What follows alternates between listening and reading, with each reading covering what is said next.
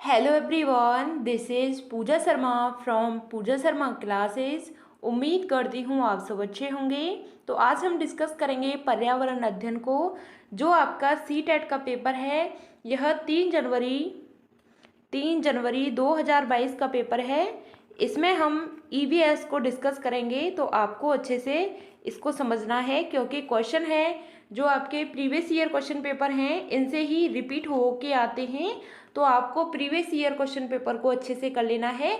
मैं आपको सभी शिफ्ट के प्रीवियस ईयर क्वेश्चन पेपर को कंप्लीट कराऊंगी, तो आपको हमारे साथ जुड़ जाना है और सभी प्रीवियस ईयर क्वेश्चन पेपर को अच्छे से करना है, समझना है। तो चलिए स्टार्ट करते हैं। आपको वीडियो पसंद आती है तो वीडियो को लाइक कर देना और अपने दोस्तों के साथ शेयर कर देना। फ्री नोट्स के लिए आप टेलीग्राम चैनल से जुड़ जाइएगा। वहाँ पर मैंने आपको जो प्रीवियस ईयर क्वेश्चन पेपर हैं मैं आपको वहाँ पे भेज देती हूँ, जिससे आपको सॉल्व करने में दिक्कत नहीं आएगी। तो आपको वहाँ पे अच्छे से समझना है और उनकी प्रैक्टिस करनी है। तो चलिए स्टार्ट करते हैं, पर्यावरण अध्ययन को करते हैं। इसमें क्वेश्चन नंबर आपका 1 आता है, निम्नलिखित में से कौन से जानवर का आगे का दांत उसकी पूरी जिंदगी बढ़ता रहता है। कौन सा ऐसा जानवर है जिसका आगे का जो दांत होते हैं वह उसकी लाइफ टाइम तक बढ़ते रहते हैं, उसकी ज़िंदगी भर बढ़ते रहते हैं। तो बिल्ली होती है, गिलहरी होती है, सांप होता है या फिर बाघ होता है। तो ऐसा कौन सा जानवर है जिसका जो आगे का दांत है वह बढ़ता रहता है। तो वह आपकी क्या हो जाती है, वह आपकी गिलहरी हो जाती है। ऑप्शन नंबर 2 इसका सही आंसर है। क्या हो जाती है, गिलहरी हो जाती है। क्वेश्चन नंबर आपका 2 आता है कि नीचे दिए गए विकल्पों में से सर्वाधिक उपयुक्त विशेषताएं पहचानिए। तो केवल रानी मक्खी ही अंडे देती है, नर मक्खी की कार्यकर्ता के रूप में कोई विशेष भूमिका नहीं होती है, या फिर सभी मादा मक्खी अंडे देती हैं, या फिर कार्यकर्ता मक्खी भोजन को खोजती है और उसे छत्ते में लेकर आती है। तो आपको इसका सही आंसर बताना है। आपको यहाँ पे ऑप्शन दे रखे हैं, तो इसमें आपको बताना है कौन सा सही है। ABC, AC, ABD और A और D। तो आपको इसमें बताना है कि जो मक्खी होती है वह केवल रानी मक्खी ही अंडे देती है। तो यह बात बिल्कुल सही हो जाती है कि रानी मक्खी है वह अंडे देती है। नर मक्खी की कार्यकर्ता के रूप में कोई विशेष भूमिका नहीं होती है। तो यह बात बिल्कुल सही है कि जो नर मक्खी होती है, जो कार्यकर्ता के रूप में इसकी कोई भी विशेष भूमिका नहीं होती है। ऑप्शन नंबर सी आता है कि सभी मादा मक्खी अंडे देती हैं, जो मक्खी होती हैं मादा मक्खी सभी अंडे देती हैं। तो यह बात बिल्कुल गलत हो जाती है। कार्यकर्ता मक्खी भोजन को खोजती है और उसे छत्ते में लेकर आती है, बिल्कुल बात सही है। A, B और आपका D, यह आपके ऑप्शन सही हो जाते हैं। तो आपको किस ऑप्शन में दे रखे हैं, ऑप्शन नंबर 3 इसका सही आंसर हो जाता है ABD। ABD आपका सही हो जाता है। क्वेश्चन नंबर आपका 3 आता है कि वे व्यक्ति जो वनों में कम से कम 25 वर्षों से रह रहे हैं उनका वन भूमि और उसमें होने वाली उपज पर अधिकार हो जाता है। तो यह एक्ट लिया गया है। तो यह एक्ट है वह कहाँ से लिया गया है, तो वन एक्ट अधिकार 2007 से लिया गया है, या भारतीय वन एक्ट 1927 से लिया गया है, या फिर राष्ट्रीय वन नीति 1988 से लिया गया है, या फिर भारतीय वन संशोधन एक्ट 2019 से यह लिया गया है। तो आपको इसमें बताना है कि जो व्यक्ति वनों में कम से कम 25 वर्षों से रह रहे हैं उनका वह वन भूमि और उनके होने वाली जो उपज का अधिकार हो जाता है। तो यह एक्ट कहाँ से लिया गया है, तो यह वन एक्ट अधिकार अधिनियम 2007 से लिया गया है। वन एक्ट अधिकार अधिनियम 2007 से लिया गया है। ऑप्शन नंबर 1 इसका सही आंसर है। क्वेश्चन नंबर इसमें 4 आता है कि झूम खेती है। आपको झूम खेती के बारे में बताना है कि जो झूम खेती है क्या है। तो यह जैव खेती होती है, काट और दग्ध खेती होती है, या फिर कीटनाशकों का सीमित उपयोग होता है, या रासायनिक खाद का सीमित उपयोग होता है। जो झूम खेती होती है यह क्या होती है, तो इसका सही आंसर हो जाता है ऑप्शन नंबर 2, काट और दग्ध खेती। क्या होती है, काट और दग्ध खेती होती है। इसका ऑप्शन नंबर 2 सही हो जाता है। क्वेश्चन नंबर आपका नेक्स्ट आता है कि रोनाल्ड रॉस को 1902 में चिकित्सा के क्षेत्र में नोबेल पुरस्कार शोध करने के लिए मिला है। किसका शोध किया था? रोनाल्ड रॉस ने किसका शोध किया था 1902 में? उसको वह जो नोबेल पुरस्कार है यह मिला है। तो डेंगू मच्छर से फैलता है, इसके लिए मलेरिया मच्छर से फैलता है, या चिकनगुनिया मच्छर से फैलता है, या फिर प्लेग पिस्सुओं से फैलता है। तो जो रोनाल्ड रॉस हैं उनको 1902 में नोबेल पुरस्कार मिला था। किसके लिए मिला था? तो यह मलेरिया मच्छर से फैलता है। ऑप्शन नंबर 2 इसका सही आंसर है कि जो मलेरिया होता है वह किससे फैलता है? वह मच्छर से फैलता है। यहाँ तक बात क्लियर। क्वेश्चन नंबर आपका नेक्स्ट आता है कि सिकोना पेड़ के किस भाग का उपयोग मलेरिया के उपचार के लिए किया जाता है? सिनकोना जो पेड़ होता है इसका कौन सा भाग है जिसका मलेरिया के उपचार के लिए उसका प्रयोग किया जाता है? तो जड़ है, छाल है, पत्ते हैं, या फिर बीज है। तो इसका सही आंसर हो जाता है ऑप्शन नंबर 2। जो सिनकोना पेड़ की जो छाल होती है उसका प्रयोग हम किसके लिए करते हैं? तो यह हम इसका प्रयोग मलेरिया के लिए करते हैं। ऑप्शन नंबर 2 इसका सही आंसर हो जाता है। क्वेश्चन नंबर आपका नेक्स्ट आता है कि सांप के जहरीले दांतों को कहा जाता है। जो सांप के जहरीले दांत होते हैं इनको हम क्या कहते हैं? तो कसक कहते हैं, विषदंत कहते हैं, कृदंक या छेदक कहते हैं, या फिर सल्क कहते हैं। तो सांप के जो जहरीले दांत होते हैं उनको हम क्या कहते हैं? तो सांप के जहरीले दांतों को हम क्या कहते हैं? तो इसका आंसर हो जाता है ऑप्शन नंबर 2 विषदंत। क्या होता है? विषदंत होता है। इनको हम इंग्लिश में बोलते हैं फंक्स। यह विषदंत होते हैं जो जहरीले दांत होते हैं। यहाँ तक बात क्लियर। आगे बात करते हैं जो सांप के जो दांत होते हैं, आगे के 2 दांत होते हैं वह बहुत ही ज़्यादा नुकीले होते हैं। क्वेश्चन नंबर आपका नेक्स्ट है कि निम्नलिखित में से भारत में मिलने वाला कौन सा सांप जहरीला नहीं है? हमारे भारत में मिलने वाला जो सांप होता है वह जहरीला नहीं है। कौन सा है? तो दिबोइया यानी कि रसल वाइपर है, अफाई यानी क्रिकच सल्की वाइपर है, या फिर भारतीय सेल अजगर पाइथन है, या फिर ऑप्शन नंबर 4 आता है करैत है। यानी कि आपको इसमें बताना है कि जो भारत में मिलने वाला जहरीला सांप नहीं है। हमारे भारत में यह 4 प्रकार के सांप पाए जाते हैं। तो इसमें आपको बताना है कि जो जहरीला सांप नहीं है कौन सा है? तो भारतीय सेल है वह अजगर सांप होता है, यह जहरीला सांप नहीं होता है। अजगर सांप है यह जहरीला नहीं होता है इतना ज़्यादा, लेकिन होता है जहरीला, इतना नहीं होता है। लेकिन हमारे भारत में यह 4 प्रकार के सांप पाए जाते हैं। क्वेश्चन नंबर आपका नेक्स्ट आता है कि वर्मी कंपोस्टिंग एक विधि है जिसमें खाद बनाने में प्रयोग यानी कि उपयोग होता है। तो किसका उपयोग होता है? फीता कृमि का, जोक का, केचुए का, या फिर ऑप्शन नंबर 4 है अंकुश कृमि यानी कि हुक वर्म का। तो आपको इसमें बताना है इसका सही आंसर कि वर्मी कंपोस्टिंग एक विधि है जिसमें खाद बनाने में उपयोग किया जाता है। तो किसका किया जाता है? केचुए का प्रयोग किया जाता है। ऑप्शन नंबर 3 इसका सही आंसर हो जाता है। केचुआ है यह खाद बनाने में उपयोग में होता है। क्वेश्चन नंबर आपका नेक्स्ट आता है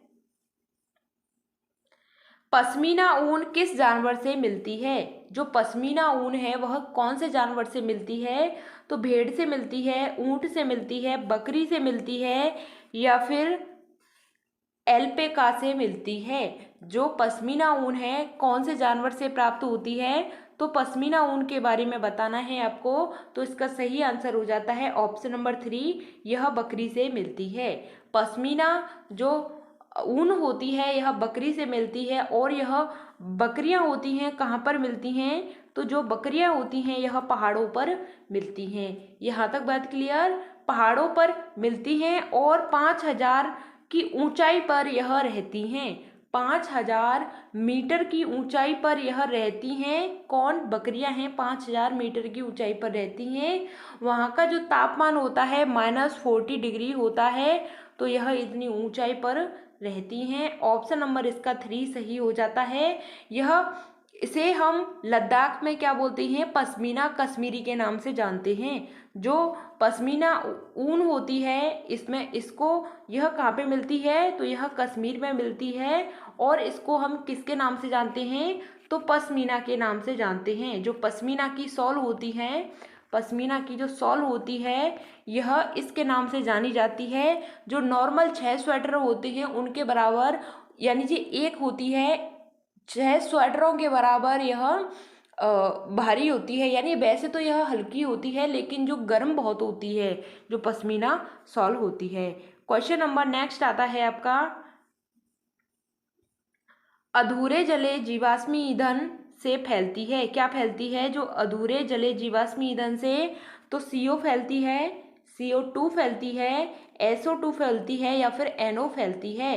तो जो अधूरे जले हुए जीवाश्मी ईंधन से क्या फैलता है, तो इसका सही आंसर हो जाता है CO फैलती है। क्या फैलती है, CO फैलती है। इसको हम क्या बोलते हैं, कार्बन मोनोऑक्साइड, क्या बोलते हैं, कार्बन मोनोऑक्साइड बोलते हैं। यह अधूरे जले ईंधन से फैलती है।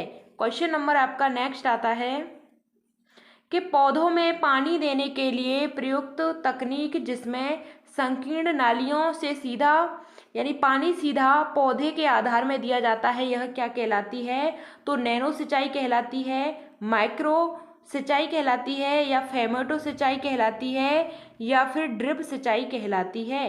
तो आपको इसमें बताना है कि जो पौधे में पानी देने के लिए प्रयुक्त तकनीक है जिसमें संकीर्ण नालियों से सीधा पानी पौधे के आधार में दिया जाता है, यह क्या कहलाती है, तो यह आपकी ड्रिप सिंचाई कहलाती है। क्या कहलाती है, ड्रिप सिंचाई कहलाती है। ऑप्शन नंबर आपका 4 सही हो जाता है।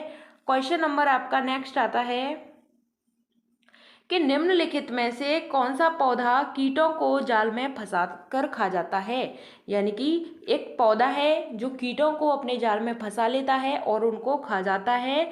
कौन सा पौधा है, कसकुटा अमरबेल पौधा है, सूरजमुखी का पौधा है, कैक्टस पौधा है, या फिर घटपर्णी का पौधा है, जो अपने जाल में फंसा लेता है कीड़ों को और खा जाता है।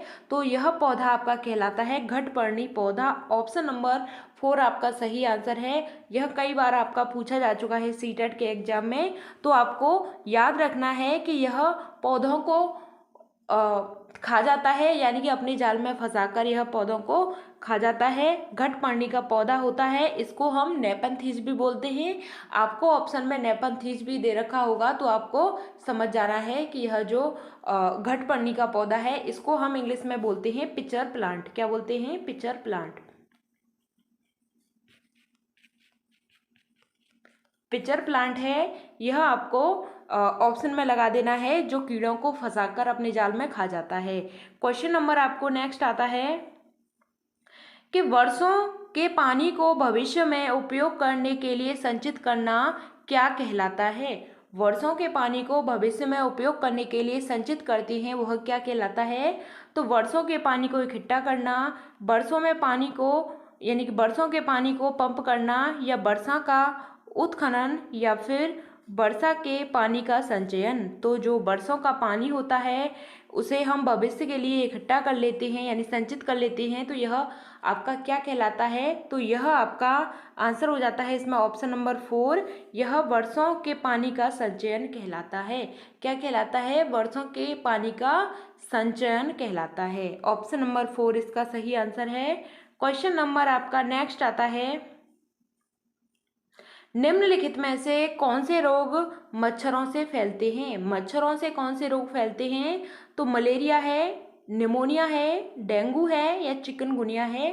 तो कौन सा जो रोग है वह मच्छरों से फैलता है, तो इसका सही आंसर आपको बताना है, A और C है, या फिर ACD है, ACD है, या BCD है, या ACD है, या फिर A है। तो आपको इसमें बताना है कि कौन सा आंसर सही हो जाता है, यानी कि मच्छरों से कौन से रोग हैं वह फैलते हैं। तो इसका सही आंसर आपको इसमें बताना है। तो इसका सही आंसर हो जाता है मलेरिया है, यह आपका मच्छरों से फैलता है, बिल्कुल बात सही है।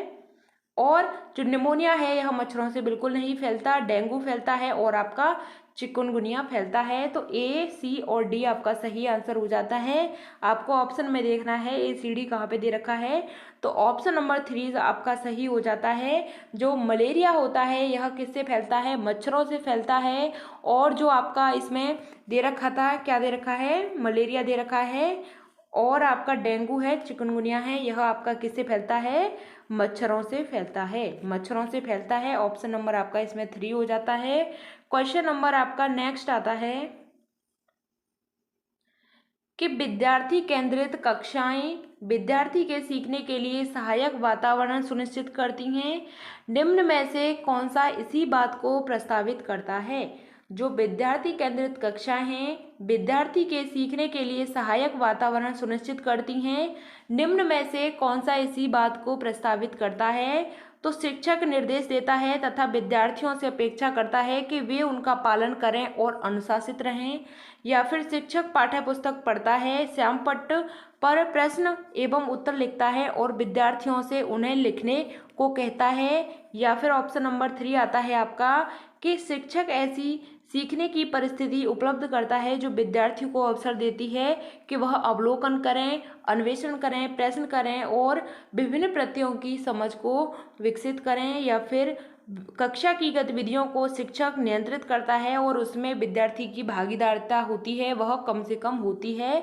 तो आपको इसमें पूछा है, क्वेश्चन में दे रखा है कि विद्यार्थी केंद्रित कक्षाएं विद्यार्थी के सीखने के लिए सहायक वातावरण को सुनिश्चित करती हैं और निम्न में से कौन सा इसी बात को प्रस्तावित करता है। तो इसका सही आंसर क्या होता है, तो निर्देश देता है कि विद्यार्थी अपेक्षा करता है कि पालन करें और अनुशासित करें। तो यह आपका बिल्कुल गलत हो जाता है।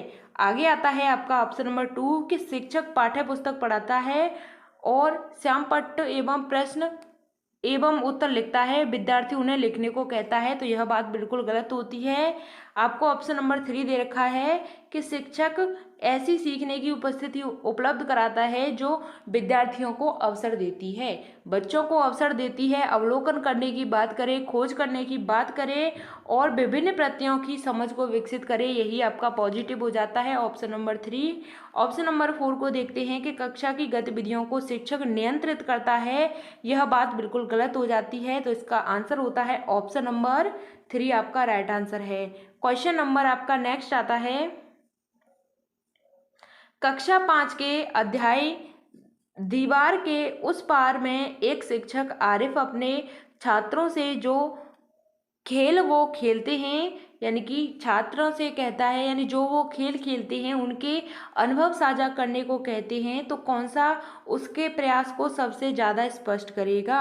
आपको इसमें बताना है कि कौन सा उसके प्रयास को सबसे ज़्यादा स्पष्ट करेगा। तो खेलों से संबंधित नियम की समझ का विकास, या फिर खेलों से संबंधित मूल्यों का विकास, या फिर आपका ऑप्शन नंबर 3 आता है कि कुछ मुद्दों की समझ का विकास, कि वे लड़के लड़कियों के लिए एक जैसे खेल, सभी के लिए समान अवसर और टीम भावना या व्यक्तिगत अनुभव को साझा करने की क्षमता का विकास। तो इसका सही आंसर बताना है। आपको हमेशा पॉजिटिव की तरफ जाना है, हमेशा आपको पॉजिटिव यहाँ पे दे रखा है क्वेश्चन में, तो आपको पॉजिटिव की तरफ जाना है। अगर आपको नहीं दे रखा है यानी नेगेटिव दे रखा है तो आपको नेगेटिव की तरफ जाना है। यही आपको करना है, आपका आंसर बिल्कुल सही हो जाएगा। तो आपसे इसमें पूछा है कि कक्षा 5 के अध्याय दीवार के उस पार में एक शिक्षक आरिफ अपने छात्रों से जो खेल वो खेलते हैं उनके अनुभव साझा करने को कहता है। तो निम्न में से उसके प्रयास को सबसे ज़्यादा स्पष्ट करेगा। तो क्या स्पष्ट करेगा, ऑप्शन नंबर 3 इसका सही आंसर है कि कुछ मुद्दों की समझ का विकास करेगा, जैसे कि लड़के और लड़कियों के लिए एक जैसे खेल, सभी के लिए समान अवसर और टीम भावना। ऑप्शन नंबर 3 आपका सही हो जाता है। क्वेश्चन नंबर आपका नेक्स्ट आता है कि निम्न में से कौन सी विधि प्राथमिक कक्षाओं में ईवीएस की समझ के लिए सबसे उपयुक्त है। कौन सी जो विधि है वह प्राथमिक की बात की गई है, यानी 1 से 5 तक के बच्चों की बात की गई है। तो ईवीएस की कक्षा में समझ के लिए सबसे ज़्यादा महत्वपूर्ण विधि है तो व्याख्यान विधि है, इसको हम लेक्चर विधि बोलते हैं। चॉक एंड टॉक विधि है, जांच आधारित अधिगम है, यानी कि इंक्वायरी बेस्ड अधिगम की बात की गई है, या जग एवं मग पद्धति है। तो आपको इसमें बताना है कि जो प्राथमिक कक्षाएं होती हैं उनमें ईवीएस की समझ के लिए सबसे उपयुक्त कौन सी विधि हो जाती है। तो इसका ऑप्शन नंबर 3 सही आंसर हो जाता है। जो इंक्वायरी बेस्ड टीचिंग होती है, जांच आधारित शिक्षण होता है, यह सबसे महत्वपूर्ण हो जाता है किसके लिए, ईवीएस के लिए। क्वेश्चन नंबर आपका नेक्स्ट आता है कि ईवीएस के शिक्षण में क्षेत्रीय भ्रमण महत्वपूर्ण है, निम्नलिखित में से कौन सा विकल्प इस प्रकार के भ्रमण के लिए सही है। तो आपको इसमें बताना है। तो पूर्व योजना तथा प्रतिपुष्टि क्रियाकलाप के साथ स्कूल के नज़दीक किसी स्थान पर जाना या किसी दूर दराज व परिचित स्थान पर जाना। तो आपको इसमें बताना है। ऑप्शन नंबर आपका 3 दे रखा है कि किसी नज़दीक स्थान पर जाना या अपनी पसंद की किसी जगह पर जाना। जो आपका इसमें क्वेश्चन दे रखा है कि ईवीएस के लिए शिक्षण में भ्रमण महत्वपूर्ण है, बिल्कुल महत्वपूर्ण है।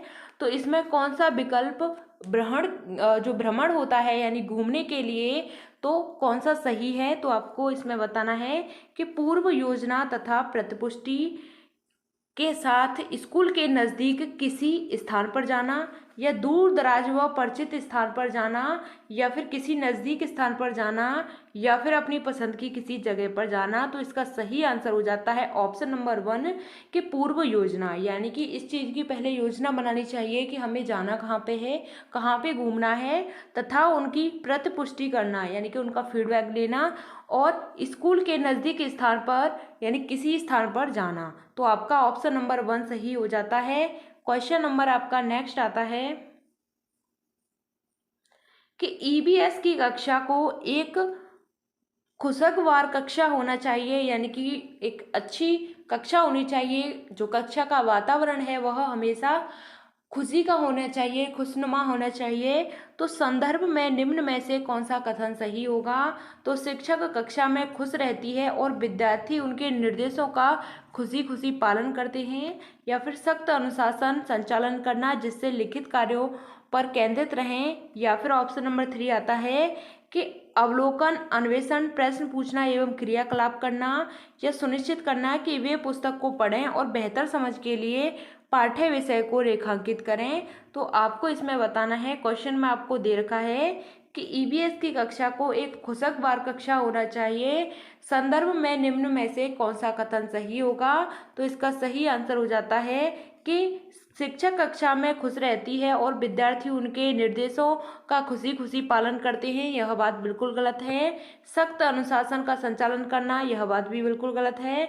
अवलोकन करना, अन्वेषण करना, प्रश्न पूछना, क्रियाकलाप करना, यह आपका बिल्कुल सही हो जाता है। ऑप्शन नंबर आपको यहाँ पे दे रखा है 4 के निम्नलिखित जो सुनिश्चित करना कि वे पुस्तक को पढ़ें और बेहतर समझ के लिए पाठ्य विषय को रेखांकित करें। तो यह आपका बिल्कुल नेगेटिव होता है। आपका ऑप्शन नंबर 3 सही आंसर है, यानी कि बच्चे हैं वह ऑब्जर्व करेंगे, एक्सप्लोर करेंगे क्वेश्चंस को और वह एक्टिविटी करेंगे यानी क्रियाकलाप करेंगे। ऑप्शन नंबर आपका 3 सही हो जाता है। क्वेश्चन नंबर आपको नेक्स्ट आता है, यानी कि आपको यहाँ पे ऐसे शब्द दिख जाएं, अवलोकन, अन्वेषण, प्रश्न पूछने से संबंधित क्रियाकलाप से, यानी कि बच्चे वहाँ पे सक्रिय रहते हैं, तो आपका वह बिल्कुल पॉजिटिव होता है, वही आपका राइट आंसर हो जाता है।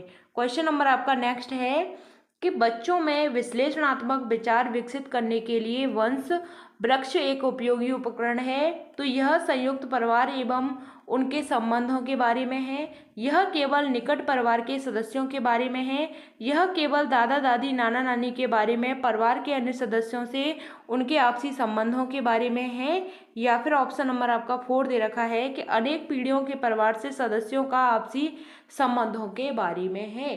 तो आपको इसमें बताना है कि जो बच्चों में विश्लेषण विचार करने के वंश वृक्ष एक उपयोगी उपकरण है। तो इसका सही आंसर हो जाता है ऑप्शन नंबर 4 कि अनेक पीढ़ियों के परिवार के सदस्यों के आपसी संबंधों के बारे में है। ऑप्शन नंबर 4 आपका सही आंसर हो जाता है, क्योंकि यहाँ पे आपको दे रखा था वंश वृक्ष के लिए उपयोगी उपकरण है। तो इसका आंसर हो जाता है ऑप्शन नंबर 4 कि अनेक पीढ़ियों से परिवार के सदस्यों के आपसी संबंधों के बारे में है।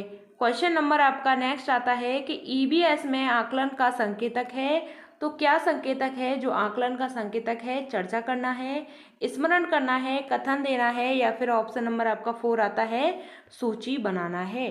तो आपको इसमें बताना है कि ईवीएस के आकलन का जो संकेतक है वह क्या होता है। तो इसका सही आंसर हो जाता है चर्चा करना। क्या करना? चर्चा करना, डिस्कसिंग करना। यही आपका ऑप्शन नंबर 1 सही आंसर है। हमें ईवीएस के आकलन के लिए चर्चा करनी चाहिए। ऑप्शन नंबर 1 आपका सही होता है। क्वेश्चन नंबर आपका नेक्स्ट आता है, कक्षा 3 के विषय मानचित्रण के अंतर्गत कौन सा क्रियाकलाप छात्रों के लिए सबसे उपयुक्त होगा? तो उनसे अपने घर का रेखांकित जो चित्र होता है, रेखा चित्र बनाने के लिए कहना। यानी कि आपको दे रखा है कि कक्षा 3 का छात्र है, मानचित्रण के लिए अंतर्गत कौन सा क्रियाकलाप छात्रों के लिए सबसे उपयुक्त होगा? तो उनके अपने घर का रेखाचित्र बनाने को कहना, या फिर उनसे उनके घर से स्कूल का रास्ता अंकित करने के लिए कहना, या उनसे अपनी कक्षा का चित्र बनाने के लिए कहना, या ऑप्शन नंबर आपका 4 दे रखा है कि उनसे उनके आस पड़ोस की रेखा चित्र बनाने के लिए कहना। तो क्या कहना चाहिए? जो मानचित्रण के लिए कक्षा 3 का बच्चा है तो उसके लिए उस बच्चे से यानी कि क्या कहना चाहिए क्रियाकलाप के लिए? तो इसका सही आंसर हो जाता है ऑप्शन नंबर 2 कि उससे घर से स्कूल का रास्ता अंकित करने के लिए कहना कि तुम्हारे घर से जो स्कूल का रास्ता है वह कैसा है, यानी कि आप किधर हो के कैसे जाते हो उसका आपको वहाँ पे क्या बनाना है, उसका आपको चित्र बनाना है, मानचित्रण बनाना है। ऑप्शन नंबर आपका 2 सही हो जाता है।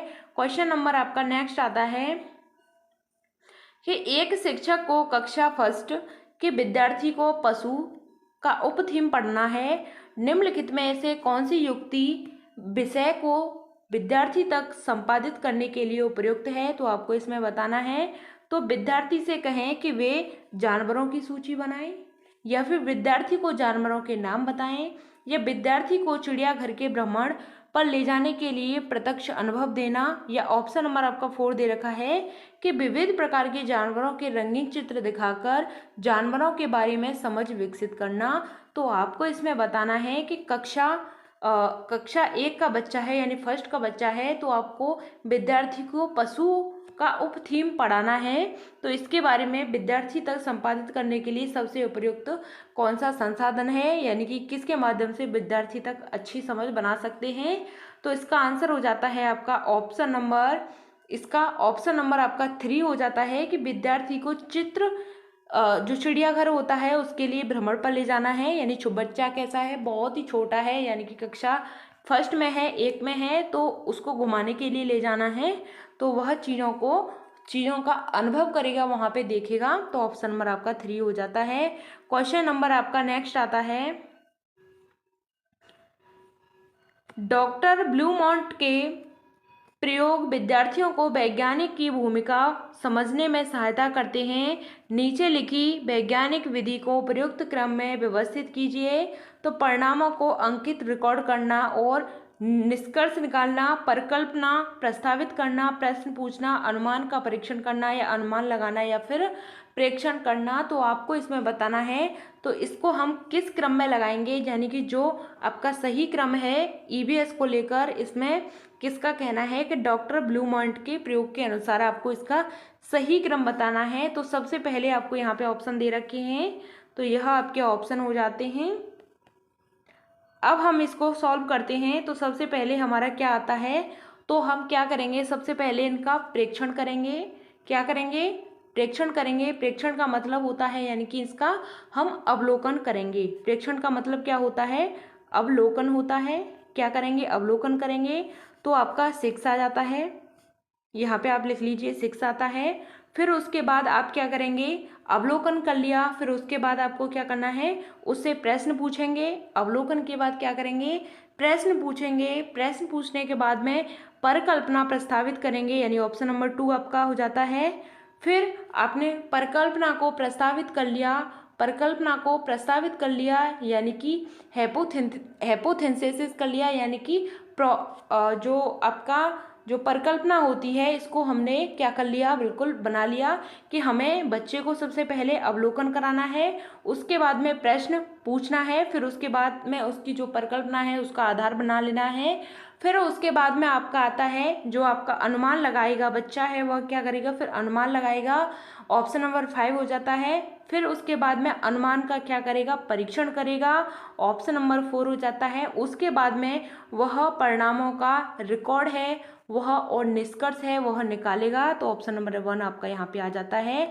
तो 6 3 2 5 4 1 हो जाता है। तो ऑप्शन में आपको देखना है तो 6 3 2 5 4 1, तो आपका ऑप्शन नंबर इसमें 4 सही हो जाता है। 6 3 2 5 4 1 यह आपका सही हो जाता है, ऑप्शन नंबर 4। क्वेश्चन नंबर आपका नेक्स्ट आता है कि विद्यार्थियों को जैव विविधता का अनुभव देने के लिए कौन सी युक्ति ठीक है। तो पक्षियों की प्रजाति संबंधित पुस्तकें व लेख पढ़ने के लिए देना, या प्रवासी पक्षियों के बारे में विभिन्न लघु चित्र दिखाना, या फिर पक्षी अभ्यारण्य में अवलोकन करने के लिए ले जाना, या फिर ऑप्शन नंबर आपका 4 दे रखा है कि विलुप्त पक्षियों पर विभिन्न वार्तालाप व भाषण देना। तो इसका सही आंसर आपको बताना है कि जो विद्यार्थियों को जैव विविधता का अनुभव देने के लिए कौन सी युक्ति अच्छी है, तो ठीक युक्ति बतानी है। तो पक्षियों की प्रजाति संबंधित पुस्तकें व लेख पढ़ाने के लिए देना बिल्कुल गलत बात है, और प्रवासी पक्षियों के बारे में विभिन्न लघु चित्र चलचित्र दिखाना यानी कि बहुत प्रकार के चित्र दिखाना बच्चों को बिल्कुल गलत है। विलुप्त पक्षियों पर विभिन्न वार्ता व भाषण देना बिल्कुल गलत है। तो पक्षियों का अवलोकन करने के लिए ले जाना, ऑप्शन नंबर 3 आपका सही आंसर है। जहाँ पर भी आपको अवलोकन दिख जाए वही आपका बिल्कुल राइट आंसर हो जाता है। किसमें, ईवीएस में, और सभी जो पेडागोजी कॉन्सेप्ट होते हैं जहाँ पर आपको ऑब्जर्व की बात की गई है वही आपका बिल्कुल राइट आंसर हो जाता है। तो इसमें आपका ऑप्शन नंबर 3 सही है। क्वेश्चन नंबर आपका नेक्स्ट आता है कि आदित्य एक होनहार विद्यार्थी है, उसे लगता है कि उसकी कक्षा के शिक्षक उसकी जिज्ञासा की पूर्ति के लिए कार्य करें। उसके शिक्षक को किस प्रकार हस्तक्षेप करने की आवश्यकता है। तो उसे अतिरिक्त समय देना, या उसे अधिक स्नेह देना, या उसे नेतृत्व के लिए अतिरिक्त दायित्व देना, या फिर ऑप्शन नंबर आपका 4 है कि उसके लिए कुछ विशिष्ट जो शिक्षण सामग्री है उसका प्रयोग करना। तो आपको इसमें बताना है कि एक आदित्य नाम का लड़का है, बहुत ही कैसा बच्चा है, वह होनहार विद्यार्थी है। तो उसको लगता है कि कक्षा के शिक्षक की जो जिज्ञासा की पूर्ति के लिए वह कार्य करे, और उसके शिक्षक को यानी कि उसके शिक्षक को किस प्रकार हम हस्तक्षेप करने की आवश्यकता है। तो इसका सही आंसर आपको बताना है। तो किस प्रकार के हस्तक्षेप की आवश्यकता है, तो इसका सही आंसर हो जाता है आपका उसे अतिरिक्त समय देना चाहिए, बिल्कुल गलत है। उसे अधिक स्नेह देना चाहिए यानी कि उसे ज़्यादा भी स्नेह नहीं देना चाहिए, या फिर आपके जो समकक्ष में और भी बच्चे होते हैं तो आप सभी को समय देंगे, ऐसा नहीं है कि वह बच्चा एक अलग है तो आप उसको ज़्यादा समय देंगे। यानी कि एक जो होशियार विद्यार्थी है, होनहार विद्यार्थी है, प्रभावशाली विद्यार्थी है, तो उसको ऐसा नहीं करना है, आपको ज़्यादा समय देना है, ज़्यादा ही उसको स्नेह नहीं दिखाना है। ऐसा नहीं है कि आप बिल्कुल भी नहीं दिखा रहे, इग्नोर नहीं करेंगे, लेकिन इतना भी नहीं, जैसे आप सभी बच्चों के साथ व्यवहार करते हैं वैसा ही आप उसके साथ करेंगे। तो उसे कक्षा के नेतृत्व के लिए अतिरिक्त उत्तरदायित्व देंगे, बिल्कुल गलत है। तो आपका इसमें ऑप्शन नंबर 4 दे रखा है कि उसके लिए कुछ विशिष्ट शिक्षण सामग्री का प्रयोग करेंगे, यानी कि टीचिंग लर्निंग मटेरियल का आप प्रयोग कर सकते हैं, लेकिन ऐसा नहीं करना है कि आपको उसे ज़्यादा समय देना है, ज़्यादा ही स्नेह करना है, या फिर ज़्यादा ही उसको उत्तरदायित्व उसका निभाना है। ऑप्शन नंबर इसका 4 सही हो जाता है। क्वेश्चन नंबर आपका नेक्स्ट आता है कि इनमें से क्या पर्यावरण अध्ययन का भाग है। आपको इसमें बताना है कि पर्यावरण अध्ययन का भाग है। तो विज्ञान, सामाजिक विज्ञान, पर्यावरण शिक्षा से संबंधित मुद्दे और सरोकार, या पर्यावरण शिक्षा की अवधारणाएं, या ऑप्शन नंबर आपका 3 दे रखा है कि सामाजिक विज्ञान के मुद्दे और सरोकार। ऑप्शन नंबर 4 है सामाजिक असमानता संबंधित मुद्दे और सरोकार। तो इसका सही आंसर हो जाता है कि जो पर्यावरण अध्ययन होता है इसका भाग क्या होता है। तो इसका भाग की बात करते हैं तो विज्ञान होती है, जो ईवीएस होती है इसके अंतर्गत कौन कौन से भाग आते हैं, तो साइंस आती है आपकी, सामाजिक अध्ययन आता है एसएसटी, और आपका जो पर्यावरण शिक्षा है यानी कि ईवीएस एजुकेशन है यह आती है। तो आपके जो ईवीएस होती है इसमें 3 आते हैं, विज्ञान, सामाजिक विज्ञान और पर्यावरणीय शिक्षा। ऑप्शन नंबर आपका 1 सही होता है। क्वेश्चन नंबर आपका आता है कि धीमी गति से सीखने वाले विद्यार्थी के लिए पर्यावरण अध्ययन में सीखने सिखाने के लिए नाटक एक उत्तम विधा मानी जाती है। तो कौन से कारण नाटक चुनने के लिए सबसे उचित हैं, तो पारंपरिक नाटकीय विधाएं, बालक के विषय वस्तु से उसे जोड़ने में सरल है, या फिर प्रारंभिक क्रिया के नाटक उसकी स्मृति के अधिक समय तक रहते हैं, या धीमी गति से सीखने वाले विद्यार्थी अभिनय पसंद करते हैं। तो आपको इसमें बताना है। तो इसका सही आंसर क्या हो जाता है, तो इसमें आपका सही आंसर आपको बताना है। तो जो पारंपरिक नाटकीय विधाएं होती हैं बालक के विषय वस्तु से जोड़ने के लिए सरल हैं, बिल्कुल बात सही हो जाती है। और जो पारंपरिक नाटक की उसकी स्मृति है अधिक समय तक रहती है, यानी कि जो नाटक जो होते हैं तो उनकी स्मृति में यानी कि उनके ध्यान में ज़्यादा समय तक रहते हैं, बिल्कुल बात सही है। और धीमी गति से सीखने वाले विद्यार्थी हैं वह अभिनय पसंद करते हैं, तो यह बात बिल्कुल गलत हो जाती है। तो आपको ऑप्शन नंबर ए और बी बिल्कुल सही होता है, आपको ऑप्शन में देखना है। तो ए और बी आपका सही होता है, ऑप्शन नंबर आपका 1 इसमें सही हो जाता है। क्वेश्चन नंबर आपका नेक्स्ट आता है, लास्ट क्वेश्चन है आपका, पर्यावरण अध्ययन की पाठ्य पुस्तक विद्यार्थियों को सहायता करती है। जो पर्यावरण अध्ययन की पाठ्य पुस्तक है विद्यार्थियों को सहायता करती है, तो पर्यावरण अध्ययन विषय के मुद्दों और सरोकारों को याद करने में, या पर्यावरण अध्ययन के मुद्दों में सरोकार की व्याख्या करने में, या ऑप्शन नंबर 3 दे रखा है आपका कि सभी संस्थानों के द्वारा ज्ञान की रचना करने में, या पर्यावरण अध्ययन विषय के मुद्दों और सरोकारों के प्रति प्रतिक्रिया देने में। तो आपको इसमें बताना है, आपको सही आंसर बताना है कि जो पर्यावरण अध्ययन की पाठ्य पुस्तक होती है यह विद्यार्थियों को सहायता करती है, तो याद करने में सहायता करती है, बिल्कुल गलत हो जाता है। पर्यावरण जो विषय के मुद्दों में सरोकार में व्याख्या की बात की गई है, बिल्कुल गलत है। रचना करने में बिल्कुल बात सही है। पर्यावरण अध्ययन की विषय वस्तु मुद्दों और सरोकार की प्रतिक्रिया देने में यह बात बिल्कुल गलत हो जाती है। तो ऑप्शन नंबर आपका 3 बिल्कुल सही हो जाता है। आपको पॉजिटिव नेगेटिव वर्ड्स को समझना है। मैं आपको यहाँ पे बता देती हूँ थोड़ा सा कि जो पॉजिटिव नेगेटिव होते हैं यानी याद करने की बात की गई है तो यहाँ आपका नेगेटिव हो जाता है, बिल्कुल गलत है। व्याख्या की बात होती है, बिल्कुल गलत होती है। रचना की बात कर रहा है यहाँ पे बच्चा एक्टिव है, तो यह बिल्कुल आपका राइट हो जाता है। तो इसमें आपका ऑप्शन नंबर 3 बिल्कुल सही था। मैं आपको पॉजिटिव और जो नेगेटिव टैग वर्ड होते हैं उनको एक वीडियो में कंप्लीट करा दूंगी, तो आपको उनको अच्छे से समझ लेना है, जिससे आपका जो सीटेट में काफ़ी मार्क्स हैं वह बढ़ जाएंगे। तो आपको समझना है, यानी कि आपको जो सीटेट क्लियर करने के लिए एक समझ को बेहतर बनाना होता है, समझ को आपको बिल्कुल एक टीचर के रूप में अपने आप को मानना होता है। बच्चों को सबसे महत्वपूर्ण मानना होता है। बच्चों को ऐसा नहीं है कि जो आज की शिक्षा होती है वह कैसी है, बाल केंद्रित शिक्षा है, यानी कि जो पहले शिक्षा होती थी वह शिक्षक केंद्रित होती थी, यानी कि टीचर बच्चों को पीट सकता था या कुछ भी। तो आज की जो शिक्षा है वह ऐसी शिक्षा नहीं है, बच्चों को समझाना है। अगर बच्चे की समझ में नहीं भी आता है तो उसमें बच्चे की गलती नहीं है, उसमें अध्यापक की गलती है कि अध्यापक है वह उसको समझाने में सक्षम नहीं है, उसको समझा नहीं पा रहा है, इसलिए उसकी जो अध्यापक है उसकी गलती है। यानी कि जो अध्यापक है इसको बच्चे को हर तरीके से समझाना चाहिए, जिस तरीके से बच्चे की समझ में आए उस तरीके से आपको ऐसा टीचर बनना है कि बच्चे को तुम समझा सको। ठीक, तो आपको अपनी समझ को अच्छा बनाना है, बेहतर बनाना है, पॉजिटिव बनाना है। तो मिलते हैं आपको आगे की नेक्स्ट वीडियो में। आप प्रैक्टिस के लिए वहाँ पे जुड़ जाइएगा टेलीग्राम चैनल पर, वहाँ पे मैं आपको इनको दे दूँगी, वहाँ से आप प्रैक्टिस कर लेना इनकी। तो मिलते हैं आपको आगे की नेक्स्ट वीडियो में। आपको वीडियो पसंद आती है तो वीडियो को लाइक कर देना और अपने दोस्तों के साथ शेयर कर देना। चैनल को सब्सक्राइब नहीं किया है तो चैनल को सब्सक्राइब कर लेना। अगर आपका कोई भी डाउट होता है तो आप कमेंट के माध्यम से हमसे पूछ लिया करो, हम आपको आपका आंसर करेंगे। तो मिलते हैं आपको आगे की नेक्स्ट वीडियो में, तब तक के लिए थैंक्स फॉर वॉचिंग। जय हिंद, वंदे मातरम। मैं आपको सभी जो प्रीवियस ईयर क्वेश्चन पेपर हैं इनको कंप्लीट डिस्कस कराऊंगी, तो आपको बिल्कुल भी टेंशन नहीं लेनी है, बहुत अच्छे तरीके से मैं आपको इनको क्लियर कराऊंगी।